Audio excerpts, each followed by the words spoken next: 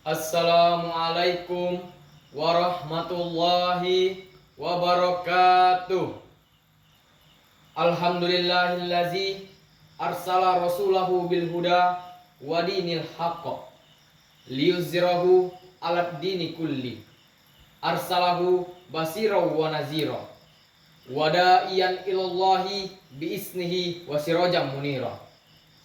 Asyhadu an la ilaha illallah wahdahu la syarikalah wa asyhadu anna Muhammadan abduhu wa rasuluh la nabiyya ba'da.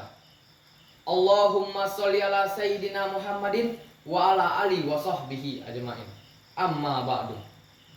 Dewan hakim yang arif dan bijaksana, bertintakan kejujuran, berbukukan keadilan, serta bermahkotakan kasih sayang. Hadirin hadirat sebangsa setanah air yang berbahagia. Puji syukur kita panjatkan kehadirat Allah Subhanahu wa Ta'ala yang telah begitu banyak melimpahkan nikmatnya kepada kita.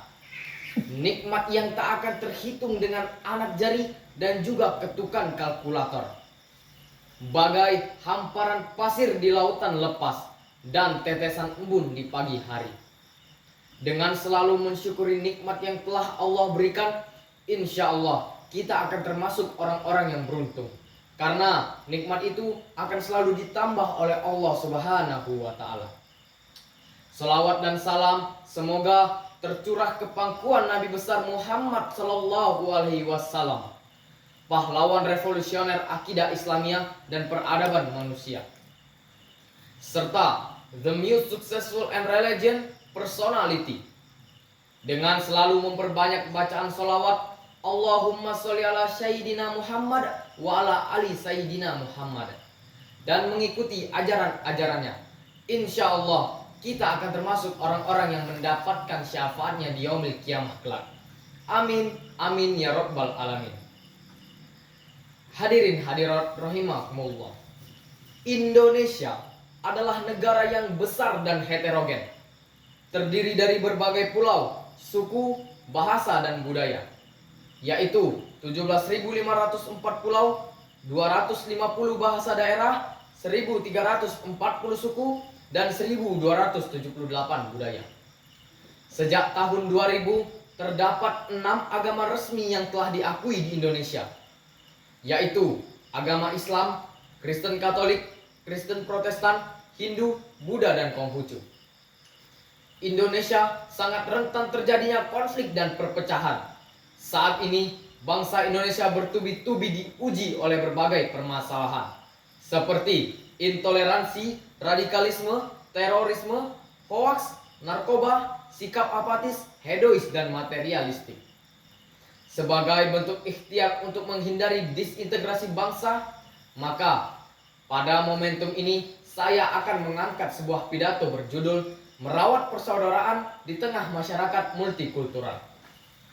Hadirin hadirat rahimakumullah. Merawat persaudaraan bangsa merupakan tanggung jawab kita bersama.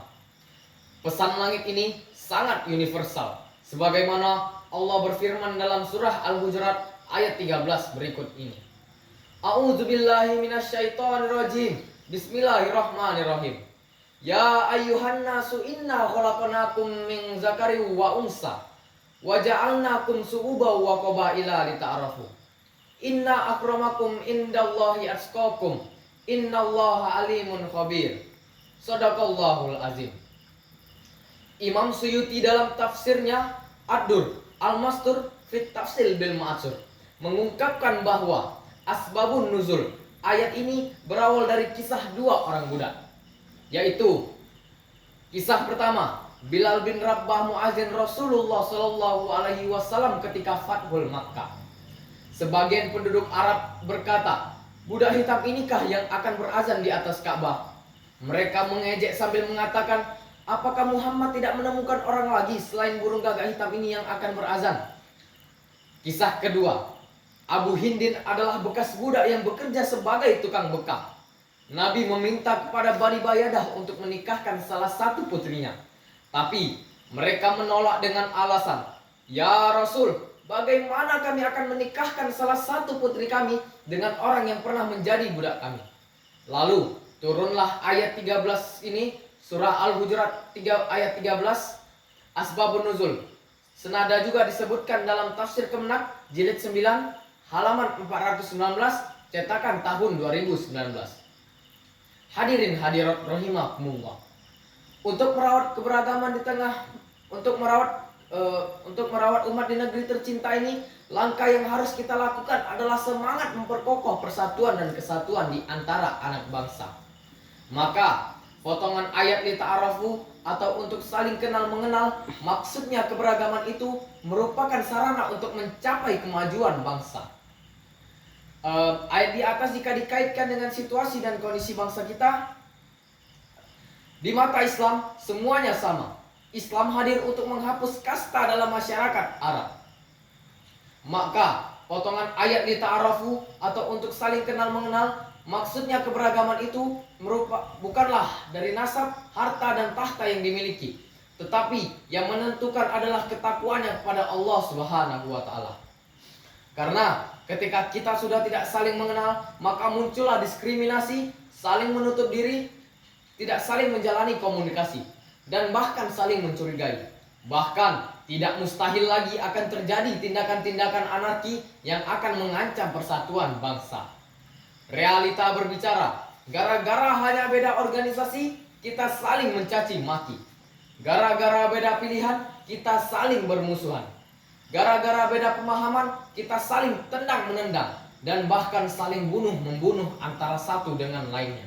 Na'udzubillahi min zalik, summa na'udzubillah. Hadirin hadirat rahimakumullah.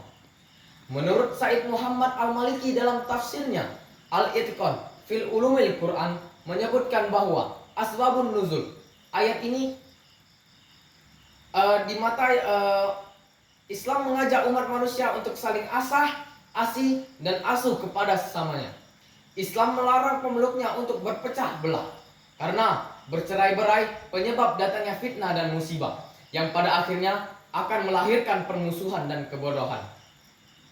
Ayat di atas jika dikaitkan dengan situasi dan kondisi bangsa kita, memotivasi kita untuk memelihara persatuan agar perbedaan agama, suku, dan bahasa kita jadikan sebagai perekat guna untuk memperkokoh persatuan kesatuan bangsa.